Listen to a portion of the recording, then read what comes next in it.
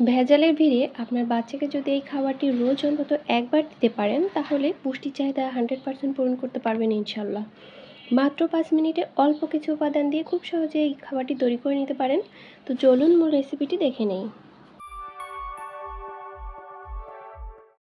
আসসালামু আলাইকুম। প্রথমে একটি প্যানে ঘি দিয়ে গ্রেট করে রাখা গাজর, এলাচ ও তেজপাতা দিয়ে হালকা করে ভেজে নেব। ভাজা হয়ে গেলে আগে থেকে জাল করে রাখা দুধ পরিমাণ মতো দিতে হবে। বাচ্চার বয়স যদি 2 বছরের কম হয় তাহলে শুধু পানি দিয়ে রান্না করে পরে ফর্মুলা মিল্ক অ্যাড করে নিতে পারেন। এবারে এর মধ্যে আগে থেকে ধুয়ে রাখা সাবুদানা দিতে হবে। সাবুদানা আগে থেকে ধুয়ে ভিজিয়ে রাখলে খুব তাড়াতাড়ি সিদ্ধ হয়ে যায়। বাচ্চার যদি গ্রোথ ভালো থাকে তাহলে প্রতিদিন সাবুদানা দেওয়া থেকে বিরত থাকুন। সাবুদানা সিদ্ধ হয়ে গেলে এর মধ্যে কয়েক রকম বাদাম গুঁড়া দিয়ে দিচ্ছি।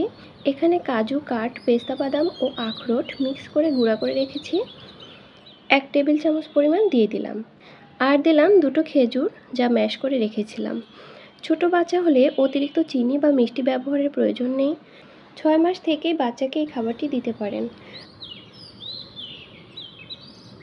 আমার বাচ্চা যেহেতু বড় হয়ে গেছে তাই এখানে মধু আর স্বাদমতো লবণ ব্যবহার করেছি, কারণ টেস্টের ব্যালেন্স না হলে সে এখন আর খেতে চায় না।